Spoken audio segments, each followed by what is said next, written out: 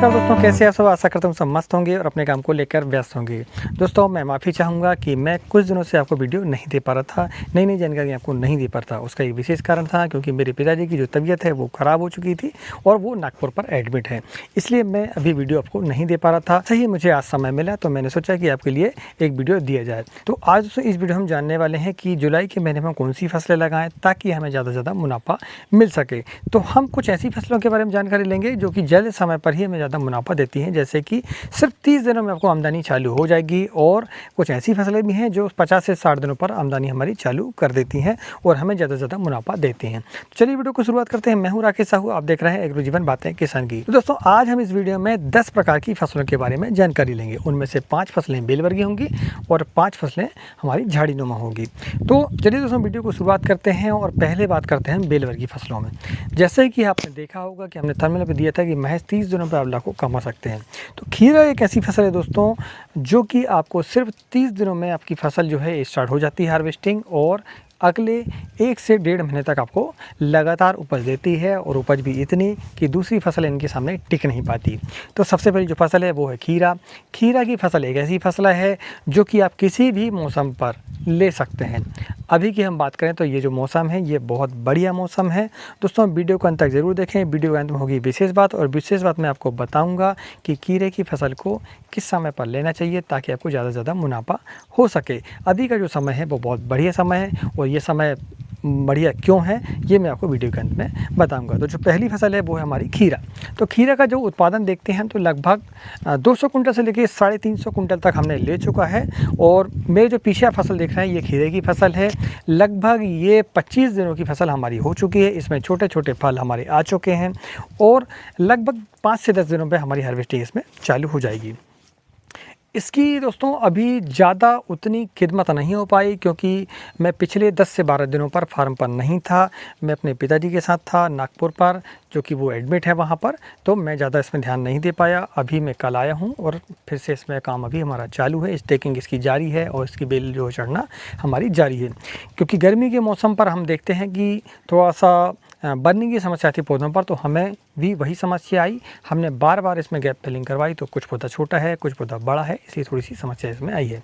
कुछ जब भी समय मिलता है 1 हफ्ते के अंदर आप फसल को लगा लें। अब वैरायटी की यदि हम बात करते हैं तो वैरायटियाँ इसमें जो है VNR की क्रस ले सकते हैं, सेमनिस की पद्मिनी ले सकते हैं और GSI कंपनी की रोहन सोहन भी ले सकते हैं। आपको बढ़िया उत्पादन और बढ़िया रेट भी मिलेगा।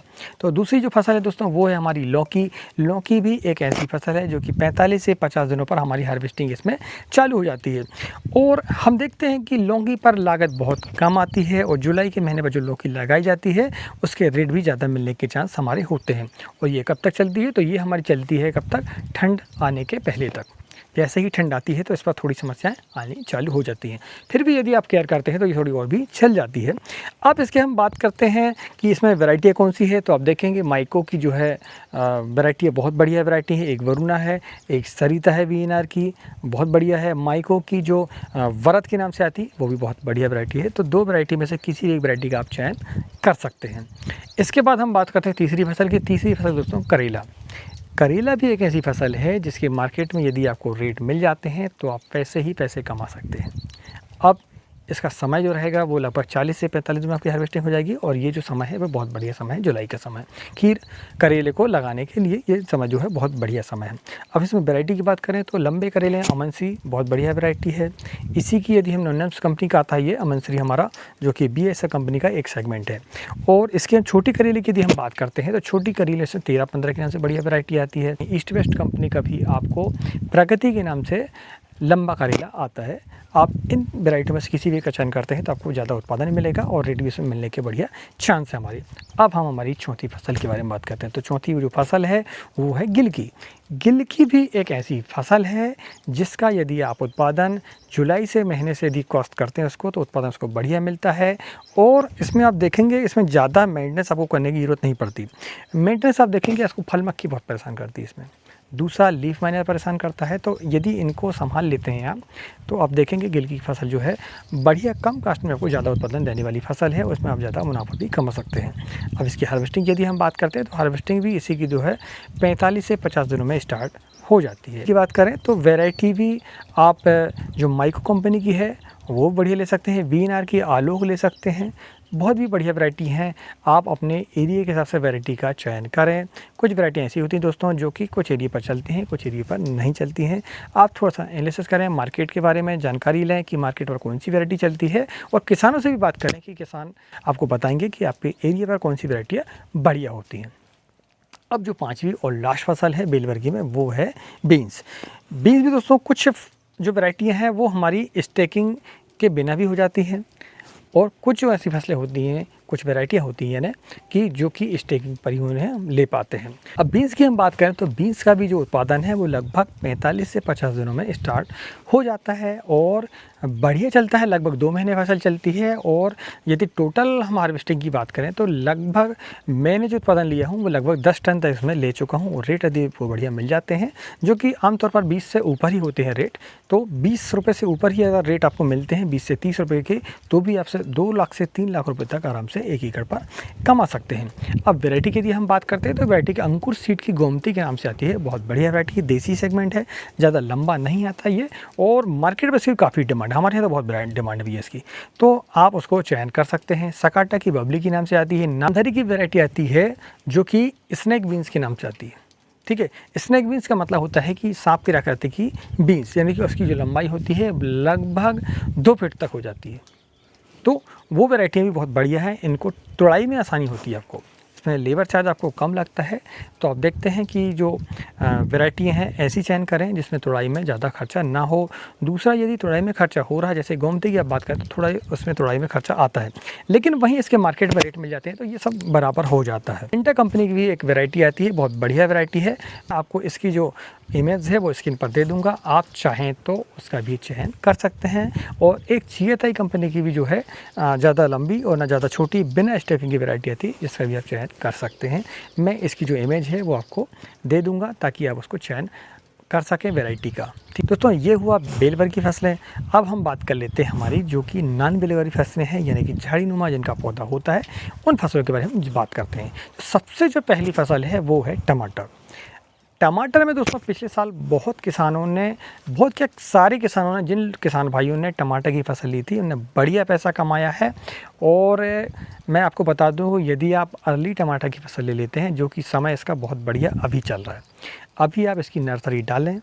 यदि आपको नर्सरी है तो नर्सरी लगा भी सकते हैं आप, और यदि आपके पास नर्सरी नहीं है तो अभी आप 1 सप्ताह के अंदर में इसकी नर्सरी आप तैयार कर लें। तो आप देखेंगे कि ये जो नर्सरी है वो लगभग 5 अगस्त तक तैयार हो जाएगी आपकी। और 5 अगस्त पर यदि आप कस करते हैं तो ये बढ़िया समय है, मानसून आ चुका है सभी जगह पर लगभग। तो हम देखते हैं कि बरसात जो है स्थिर होने वाली है लगभग 1 सप्ताह के अंदर पर। तो आप उसमें उमस का जो प्रभाव होता है वो थोड़ा कम हो जाएगा, तो आपको अर्ली ब्लाइट की समस्या ज़्यादा नहीं आएगी। अर्ली ब्लाइट की समस्या तब आती है जबकि आपकी ह्यूमिडिटी ज़्यादा हो और टेम्परेचर भी ज़्यादा हो। तो इसी बात का आपको ध्यान रखना पड़ता है। इसलिए जो समय है अभी 1 सप्ताह के अंदर, यानी कि 15 तारीख तक, 15 जुलाई तक आप इसकी नर्सरी डाल दें, बहुत बढ़िया समय है, आपको ज़्यादा समस्या नहीं आएगी। जो लोग इससे अर्ली लेते हैं तो थोड़ी उनको समस्याएं आती हैं, मगर रेट में लेके चांस उनको बढ़ जाते हैं। ये भी जो समय है, हम लोग तो अधिकतर जो है, मैं अभी 1 सप्ताह के अंदर पर मैं इसकी नर्सरी डालूँगा, और हम यही समय अपनाते हैं। 15 अगस्त तक हम अपने खेत पर कॉस्ट इसको करते हैं और हमें रेट भी बढ़िया मिलते हैं और बीमारियां भी कम आती हैं। अब वैरायटी की हम बात करें तो वैरायटियां इसमें आप सिंजेंटा कंपनी का जो साहो है उसका चयन कर सकते हैं, सेमनेस का अभिलाष का चयन कर सकते हैं, सेमनेस का दुर्ग का चयन कर सकते हैं, और यूएस सीड का 440 नंबर आता है उसका भी चयन कर सकते हैं। 962 जो नामधारी का आता है उसका भी आप चयन कर सकते हैं। इनमें से जो वैरायटियाँ हैं देसी सेगमेंट की वैरायटियाँ हैं, तो आप इनमें से किसी एक का चयन करें तो बढ़िया आपको रेडी मिलेंगे, और आपको मैं बताऊँ बीमारियाँ भी कम लगेंगी। ठीक है, अब हम बात करते हैं हमारी दूसरी फसल की। दूसरी जो फसल है वो है मिर्च। मिर्च भी एक ऐसी फसल है जो कि अभी यदि आप कष्ट करते हैं तो आपको रेट मिलने के चांस बढ़िया मिल जाते हैं। हम देखते हैं कि अभी पिछले साल तो थोड़ा रेट कम रहा था, लेकिन उसके पहले जो साल रहा हमारा, उस पर हमने जब स्टार्टिंग की थी उसमें 80 रुपये रेट हमको मिला था पर केजी हरी मिर्च का। और 80 रुपये जो रेट मिलता है ये बहुत बढ़िया रेट है। आप 1 महीने तक यदि आपको 50 से ऊपर रेट मिल जाते हैं ना तो आप पैसे ही पैसे कमा सकते हैं इस पर। अब हम इसकी जो तोड़ाई है उसकी बात करते हैं तो लगभग 45 दिनों में इसकी पहली तोड़ाई चालू हो जाती है। तो आपको ज़्यादा इंतज़ार नहीं करना पड़ता है और इसमें जो खर्च है वो भी कम आता है। हाँ, इसमें खर्च आता है कब, जब हार्वेस्टिंग हमारी चालू हो जाती है।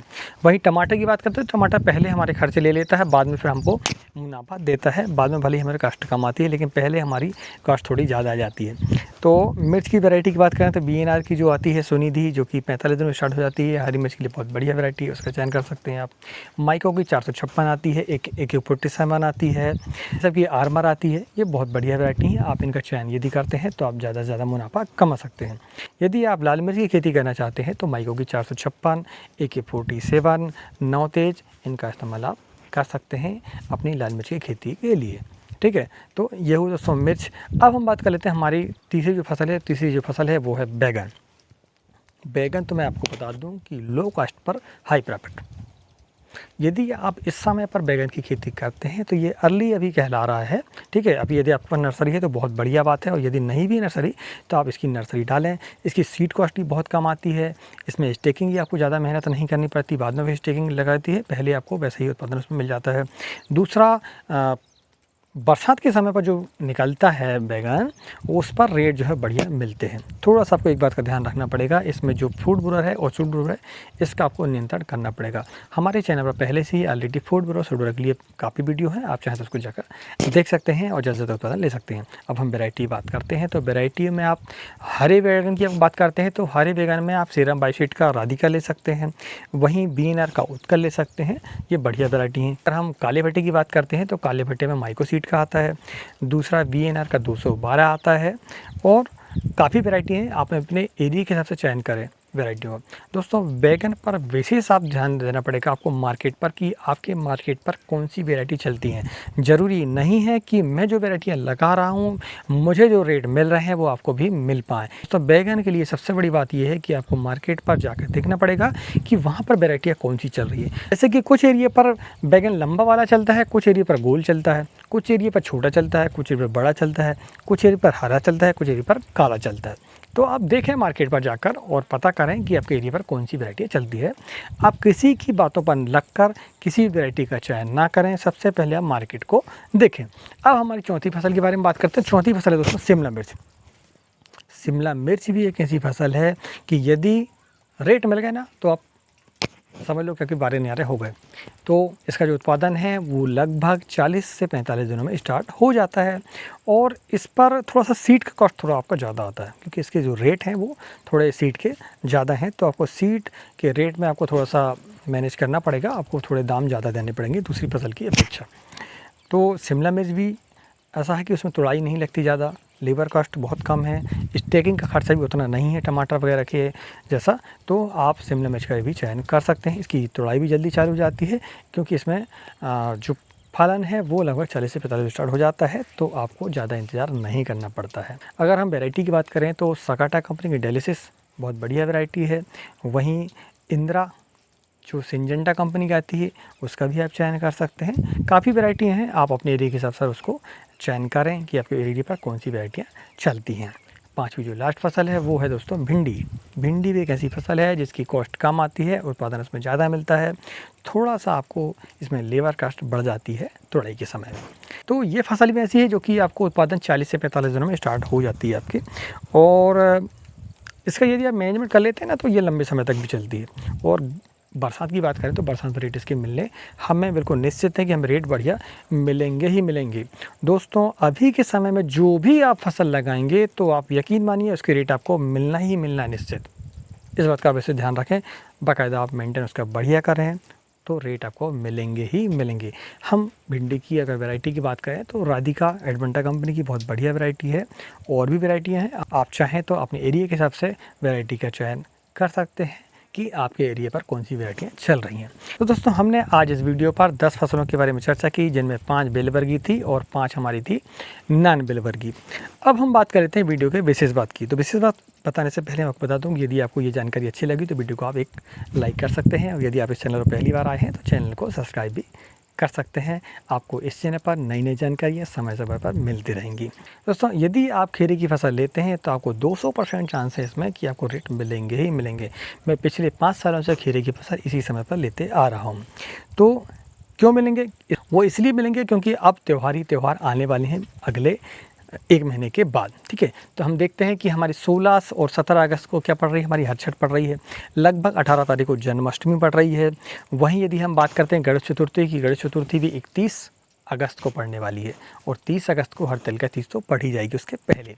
तो आप देखते हैं कि ये त्यौहार हैं वो लगभग 1 महीने के बाद हमारे आने वाले हैं। अभी जैसे आप जब वीडियो देख रहे हैं तो शायद 5 या 6 तारीख हो गई है। इसके यदि 4-5 दिनों के अंदर ही आप अगर फसल को लगा लेते हैं खीरे की, तो आप देखेंगे कि 1 महीने की बाद आपको हार्वेस्टिंग इसमें चालू हो जाएगी। तो ये जो सारे त्यौहार हैं वो आपको हार्वेस्टिंग पीरियड पर ही पड़ेंगे। तो आपको रेट मिलने के 200% चांस है, इस बात की गारंटी है। तो आपको यदि खीरा लगाना है तो ये बहुत बढ़िया समय है। चलिए दोस्तों, वीडियो को यहीं विराम देते हैं, मिलते हैं अगली वीडियो में। तब तक नमस्कार, जय हिंद, जय किसान, जय जवान।